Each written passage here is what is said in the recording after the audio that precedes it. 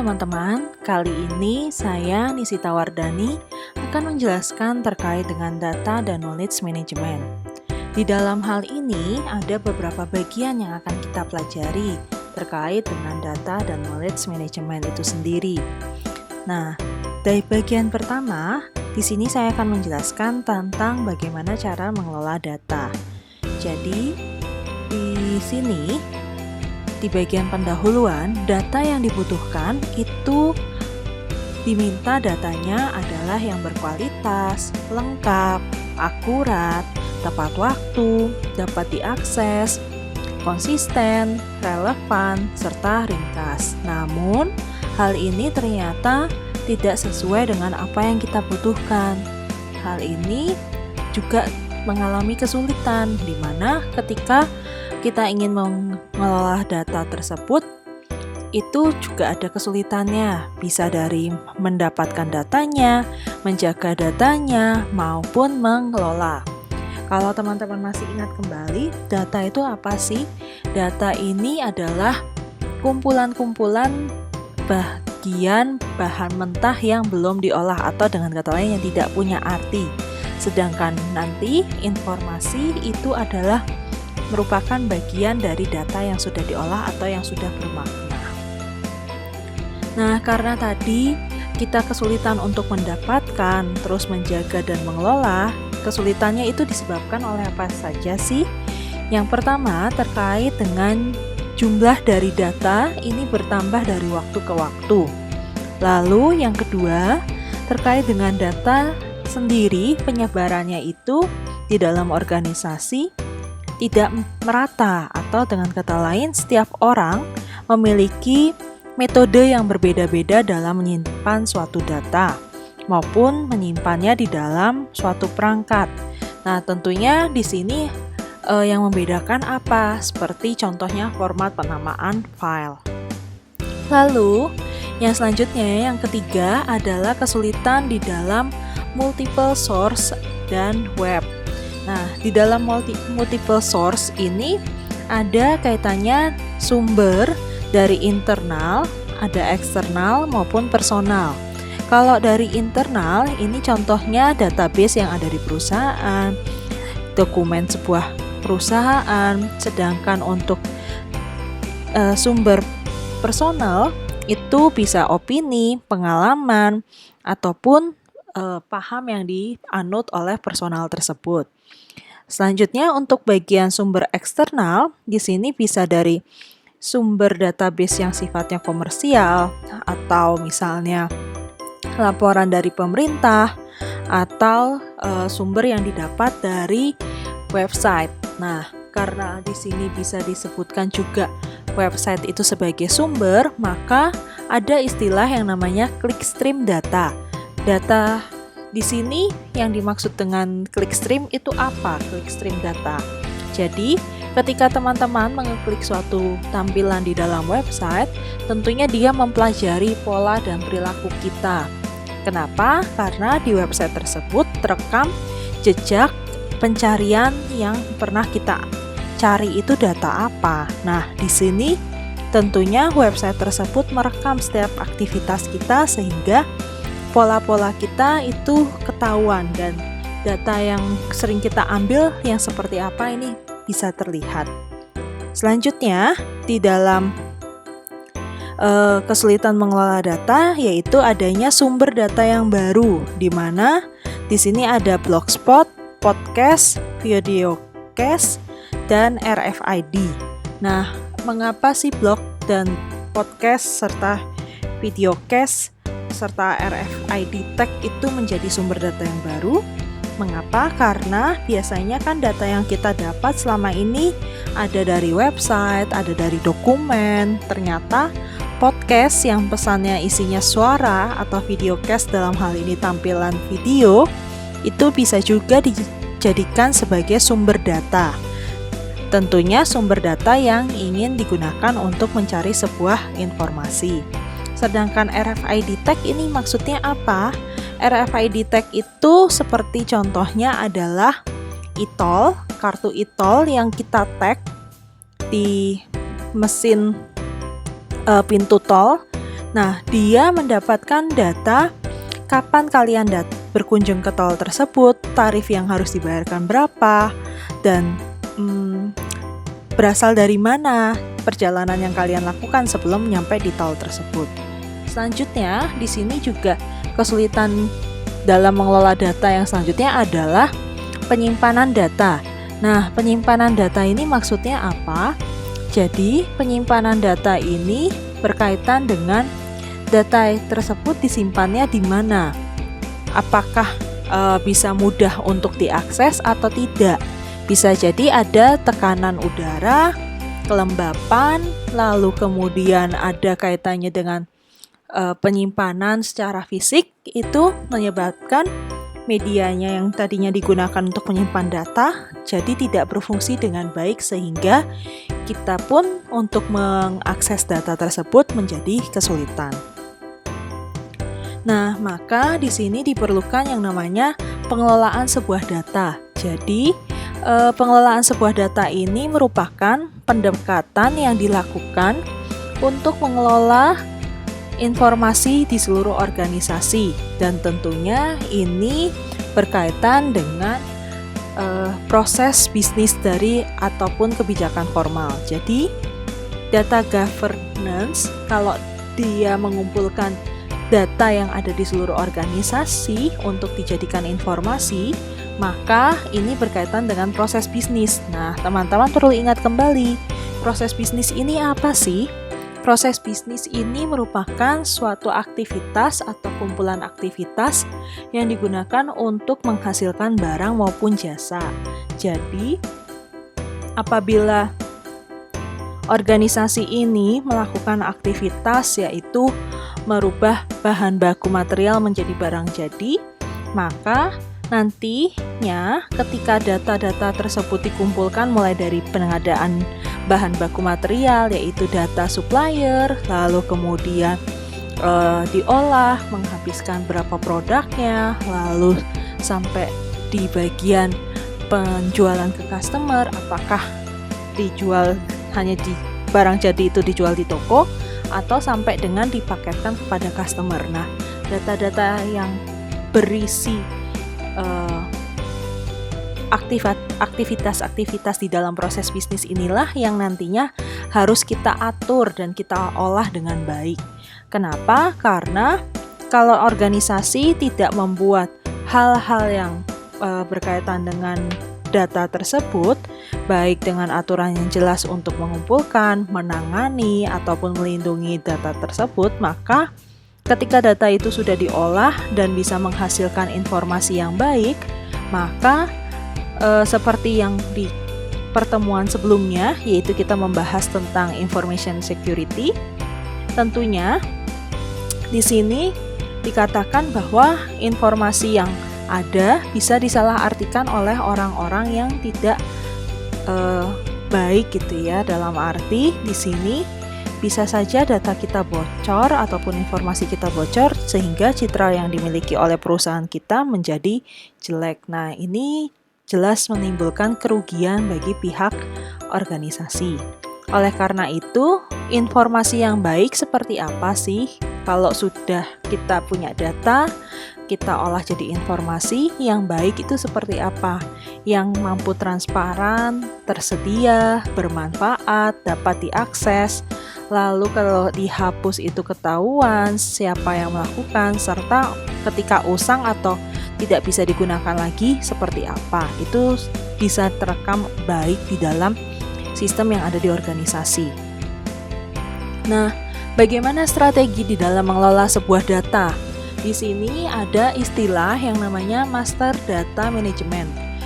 Master Data Management ini merupakan proses di mana menjangkau keseluruhan aktivitas proses bisnis yang ada di organisasi dan aplikasinya. Dan hal ini menandakan bahwa data tersebut disimpan, di-maintain atau dengan kata lain dikelola, terus kemudian dirubah dan mampu disinkronisasi agar bisa digunakan secara konsisten, akurat, tepat waktu, dan lebih nyaman lagi kalau misalnya ada di dalam satu bagian aja atau satu master data. Nah, master data itu sendiri apa gitu ya? Master data ini merupakan seperangkat data seperti customer, produk, employee, vendor, geographic location, dan sebagainya yang menyangkut sistem informasi di dalam perusahaan. Nah, kenapa kok perlu dilakukan yang namanya strategi master data management? Karena ketika misalnya seperti ini, yaitu data karyawan. Kita punya data nama-nama karyawan yang ada di dalam perusahaan. Tentunya di dalam satu individu karyawan ini melekat, yaitu ada nomor induknya, tingkatnya dia apa, lalu jabatannya seperti apa, masuk kerjanya kapan, lalu kemudian statusnya aktif atau cuti, atau misalnya dia hak aksesnya sebagai atasan atau karyawan biasa. Nah, ketika data-data ini dipecah jadi satu persatu gitu ya, tidak di dalam satu tampilan database seperti ini akan menjadi kesulitan. Kenapa? Karena kita pun memfilternya, misal gini, memfilternya pun juga menjadi kesulitan. Kenapa? Karena nama karyawan misal Ani, kata Ani aja itu bisa dicari dari nama Stefani, Vania, lalu Anita, lalu dan Ani yang lainnya. Nah, dengan kata lain, ketika kita mau memfilter satu kata saja, itu juga bisa menjadi kesalahan di dalam memfilter data. Kenapa? Karena kita tidak tahu nama yang benar itu siapa, lalu dia jabatannya apa, tahun kerjanya kapan. Karena kalau hanya terpencar-pencar dalam satu file nama karyawan, satu file lagi nama nomor induk karyawan, lalu satu file lagi tempat jabatan, satu file lagi statusnya aktif dan cuti. Nah, itu tidak digabungkan dalam satu tampilan database ini, jelas menjadi sulit. Maka dengan demikian diperlukan yaitu master data management agar bisa lebih mudah untuk difilter atau dicek sesuai dengan kebutuhan di dalam organisasi. Nah, sedangkan transaksi data itu atau data transaksi apa sih? Ini biasanya timbul akibat adanya suatu operasional di dalam perusahaan. Sebagai contoh, data yang ada itu adalah sabun. Ketika sabun ini menjadi data, berarti ada sabun yang mereknya Lux, terus kemudian ada Lifebuoy, ada lagi Nuvo, dan sebagainya.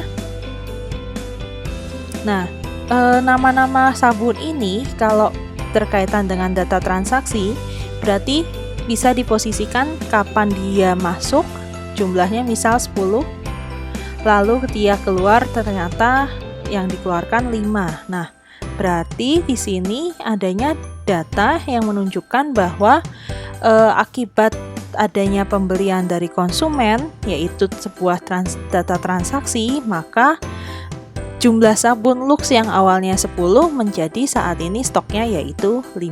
Jadi dengan kata lain, data transaksi adalah data yang ditangkap oleh sistem secara operasional akibat adanya suatu transaksi yang terjadi di organisasi maupun aktivitas di dalam bisnisnya. Yang kedua, di sini adalah database approach atau pendekatan database. Nah, sebelum masuk ke database, saya akan menjelaskan dahulu. Di sini ada data file. Data file ini berkaitan dengan dia mencatat secara logik dan di sini tentunya yang dicatat apa? File-file tertentu yang berisi data-data yang bisa diakses dari setiap aplikasi. Jadi di sini yang namanya data file tidak membatasi mau diakses dari file mana atau misalnya dari pendekatan aplikasi apa gitu ya, tidak dibatasi dan bisa mengakses data yang sama. Nah, agar bisa mengakses data yang sama, maka diperlukanlah database. Database ini bisa digunakan untuk mengatasi masalah yang mungkin timbul dari metode penyimpanan sebelumnya, data akses, dan di sini merupakan bagian dari contohnya adalah file management system. Oleh karena itu, database perlu dirancang oleh satu software, program software yang mampu mengakses semua data yang dimiliki oleh perusahaan. Nah, sebagai contoh tadi, data karyawan yang sudah saya sebutkan, ada data yang melekat di dalam karyawan, yaitu misal tempat tinggalnya, lalu kapan dia masuk, kapan dia keluar. Nah, setiap item-item tersebut tadi gitu ya, atribut yang melekat di dalam karyawan ini, maka akan lebih mudah jika digabungkan di dalam satu database. Sebagai contoh, cara membuat database itu seperti apa? Begini teman-teman, misal di sini ada nama karyawan. Nah, nama karyawan ini tentunya tidak hanya nama karyawan saja, isinya ada tempat tinggal karyawan. Lalu ingin kita gabungkan dengan statusnya dia, cuti atau aktif. Nah, agar bisa menghubungkan dengan tabel yang di bagian status, maka diperlukan yaitu nomor induk karyawan. Berarti di sini ada juga dong nomor induk karyawan, betul. Nah, dengan kata lain, di sini akan mudah mengecek nomor induk sekian, dia statusnya cuti atau aktif. Atau misalnya kalau kalian memfilternya dengan nama, bisa kelihatan nggak di bagian ini? Nggak bisa, karena di sini ada primary key-nya atau kunci utamanya, yaitu nomor induk karyawan, seperti itu.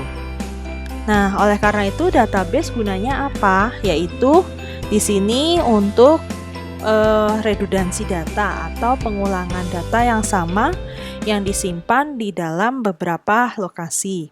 Yang kedua, isolasi data atau dengan kata lain memfilter, di mana adanya aplikasi yang tidak dapat mengakses data dari aplikasi yang lain juga. Nah, ini maksudnya gimana? Di sini aplikasi tidak dapat mengakses data terkait dengan aplikasi lain. Jadi database ini membantu sekali untuk mengakses data dari berbagai macam aplikasi. Lalu selanjutnya ada kaitannya dengan data inkonsistensi. Nah, inkonsistensi ini maksudnya apa? Bisa jadi ada beberapa salinan data yang dirasa tidak sesuai, terduplikasi satu sama lain, dan tempatnya itu beda-beda gitu ya aplikasinya. Nah, atau penyimpanannya, ini juga menyebabkan kesulitan untuk kita memfilter data yang semestinya. Nah, ini contoh lagi dari bentuk database. Sebagai contoh adalah seorang mahasiswa. Nah, kebetulan di sini yang berkaitan dengan data mahasiswa apa saja, yaitu ada bagian register, bagian accounting, ada bagian atletik. Nah, kebetulan mahasiswa tersebut ternyata melekat pada fakultas atau departemen atletik. Jadi ketika dia mendaftar sebagai mahasiswa, maka akan berkaitan dengan namanya siapa, lalu dia mau mengambil mata kuliah apa saja, terus di dalam mata kuliah itu sudah terdaftar atau belum. Nah, sedangkan accounting berarti berkaitan dengan apa yang akan dibayar gitu ya, berdasarkan dari kursus atau dengan kata lain SKS-nya berapa yang diambil, mata kuliah apa saja, bagaimana cara membayarnya. Nah, itu yang ada di dalam accounting department. Nah, akan lebih mudah file-file ini semua yang ada di setiap bagian tergabung di dalam database management system. Mengapa?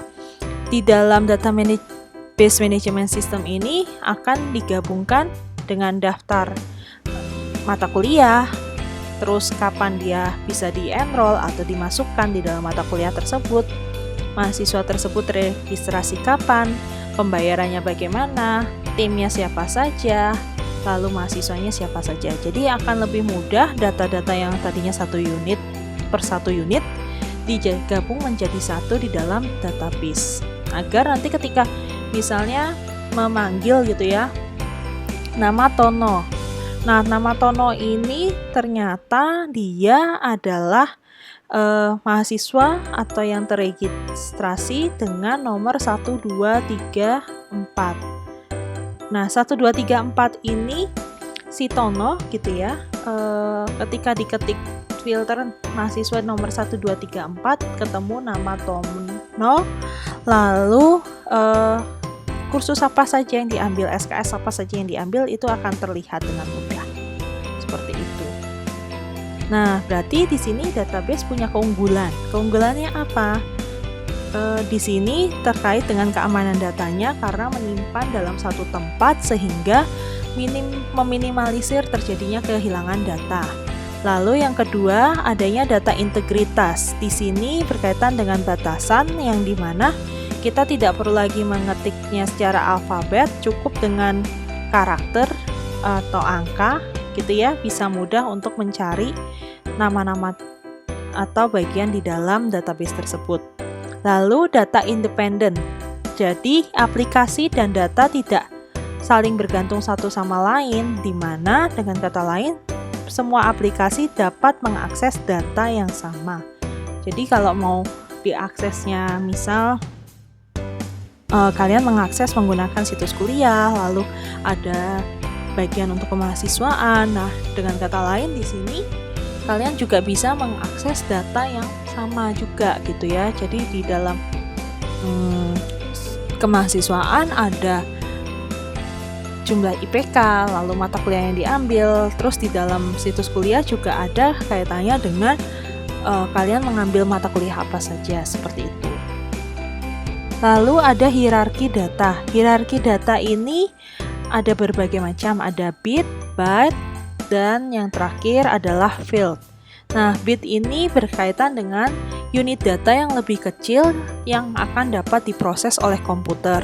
Sedangkan byte itu berarti satuan binari yang dimana kalau disimpan itu 1, sedangkan yang tidak disimpan itu 0.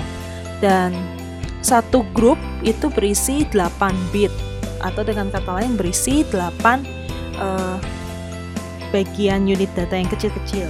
Nah, dengan kata lain, di sini byte tersebut menandakan satu single karakter yang bisa seperti contoh ada angka, terus huruf, simbol, dan sebagainya. Nah, maka karakter-karakter itulah yang nantinya disebut dengan istilah yaitu namanya field. Lalu, secara logika di sini gabung grup dari si field ini seperti nama mahasiswa, mata kuliah apa saja yang diambil, grade-nya berapa, itu disebut dengan record. Sedangkan logikal dari kumpulan data record itu disebut juga dengan namanya adalah data file ataupun table. Nah, untuk data file maupun table itu contohnya adalah nama profesornya siapa, mata kuliah yang diambil apa, nama pengajarnya siapa, lalu kemudian ada kaitannya juga dengan nilainya berapa yang dimiliki oleh mahasiswa yang mengambil mata kuliah tersebut. Nah, ini hierarkinya mulai dari file, lalu record, terus field, byte, dan bit seperti itu. Jadi, contoh di sini hierarki dari database universitas untuk file ini adalah mahasiswa. Mahasiswanya itu tercatat namanya adalah John Jonas, lalu dia mengambil mata kuliah MIS. Nah, di sini huruf J sendiri itu artinya berkaitan dengan data karakter yang disimpan. Sedangkan M ini juga data karakter yang disimpan. Maka di sini untuk bitnya adalah binarinya 0 dan 1. Sama halnya dengan fakultinya. Di dalam fakultas ternyata Kelly Rayner itu adalah profesor yang mengajar si mata kuliah MIS ini. Jadi nama Kelly Rayner itu diartikan sebagai nama, posisinya sebagai profesor, maka huruf K ini adalah untuk kumpulan byte-nya yang diinputkan, sedangkan P juga sama. Itu untuk inputan nama statusnya gitu ya, sebagai status profesor. Nah, tadi kita sudah mendapat penjelasan bahwa database itu penting gitu ya, mampu meminimalisir terjadinya kesalahan atau membantu mengamankan sebuah data. Nah, database ini sendiri apa? Yaitu seperangkat program yang digunakan untuk menciptakan maupun memanage dari database. Nah, itu istilahnya adalah database management system. Jadi dari kumpulan-kumpulan database yang ada perlu di-create lagi atau diperbarui atau tidak, perlu diatur atau tidak. Misalnya ada mahasiswa keluar, apakah masih tetap dicatat sebagai mahasiswa, statusnya mahasiswa aktif, atau dihapus dari database tersebut. Nah, ini tadi contoh dari database-nya mahasiswa. Jadi ada nama-nama mahasiswa, terus kemudian student ID-nya, fakultinya, GPA-nya, graduation date-nya kapan. Nah, ini adalah bentuk dari database mahasiswa. Yang ketiga, di sini adalah big data. Nah, di dalam big data ini merupakan kumpulan data yang sangat besar dan kompleks yang sulit sekali dibaca atau diatur oleh tradisional database management system. Nah, maka dengan kata lain, karakteristik dari big data itu apa? Secara volume, dia jumlahnya besar. Secara kecepatan, dia sering berubah terus-menerus gitu ya, dan perubahannya bisa sekian detik. Sedangkan secara varietas, di sini dia bisa berubah dengan mudah dan berubahnya tidak terbatas satu tempat, melainkan bisa dalam bentuk audio, musik file, web content, terus kemudian data dari dokumen pemerintah maupun dari social network. Nah, sebagai contoh di sini big data digunakan untuk membantu di dalam product development. Jadi kalau tadi teman-teman ingat kembali istilah di awal yaitu clickstream data, maka ketika suatu organisasi memiliki website gitu ya, dan dia bisa lihat trennya itu bagaimana terkait dengan website tersebut, apakah masih diminati untuk di pencarian orang atau tidak. Kalau misalnya masih diminati, trennya bagaimana? Nah, tentunya ketika konsumen menyasar untuk pencarian, misal sukanya warna harus yang tren sekarang adalah lilac. Nah, maka semua produk yang berkaitan dengan warna lilac itu pasti akan diminati. Dengan kata lain, big data sekalipun itu bisa membantu mengcapture preferensi dari customer, seperti apa yang lagi disukai, sehingga nantinya bisa menciptakan produk yang baru. Yang keempat, di sini ada data warehouse dan data mart. Data warehouse ini seperti tempat repositori yang menyimpan data secara historis yang dapat digunakan untuk pengambilan keputusan di dalam organisasi. Nah, dengan kata lain, data warehouse ini jumlahnya besar dan untuk pengadaannya mahal. Oleh karena itu, organisasi dapat melakukan dengan bentuk yaitu namanya data mart. Data mart di sini lebih murah, lalu lebih kecil sehingga bisa mampu untuk didesain per strategi unit bisnis di dalam setiap individu departemen, baik departemen misalnya akuntansi, lalu marketing, lalu kemudian produksi dan segala macam. Sedangkan data warehouse itu berisi sekumpulan semua data yang ada di organisasi. Nah, data mart ini sangat mudah sekali untuk mengambil datanya dan bisa sekali untuk digunakan untuk pengambilan keputusan, dan di mana cara kerjanya pun juga lebih mudah karena kurang dari 90 hari ketika ingin diproses untuk pembuatan strategi bisnis yang baru dibandingkan dengan data warehouse yang jumlahnya besar, sehingga kalau untuk di recall atau dianalisis itu membutuhkan waktu yang lebih lama dari 90 hari. Lalu yang bagian kelima, yang terakhir adalah knowledge management. Knowledge management ini apa? Knowledge management ini merupakan proses yang dapat membantu organisasi untuk memanipulasi terkait dengan pentingnya bahwa sebuah pengetahuan ini harus didokumentasikan karena bentuknya tidak terstruktur yang tersimpan di dalam memori seseorang atau di dalam memori organisasi. Nah, bentuk memori ini apa saja?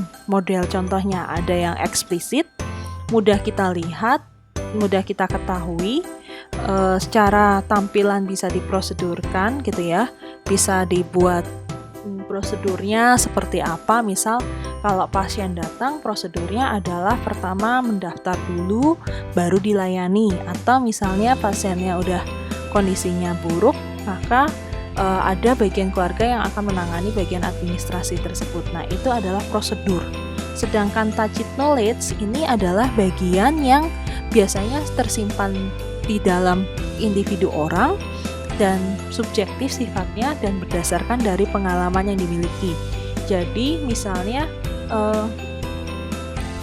perasaan di mana pasien tersebut kondisinya buruk itu akibat dari kecelakaan. Berarti ada tacit knowledge yang muncul, yaitu seperti trauma dengan misalnya dia kecelakaan kendaraan roda 2 ditabrak gitu ya. Berarti dia punya trauma di mana ketika menggunakan kendaraan roda 2 akan mungkin timbul dia akan ditabrak kembali, atau misalnya mengingat di jalan tersebut itu pernah dia terjadi kecelakaan. Nah, itu adalah tacit knowledge yang hanya bisa terungkap ketika dia menceritakan kepada orang lain. Jadi harus ada bentuk komunikasi. Ketika tacit knowledge ini tersimpan rapi di dalam sebuah memori, nah baik individu maupun organisasi, maka ketika tacit knowledge ini tidak didokumentasikan, maka hal ini jelas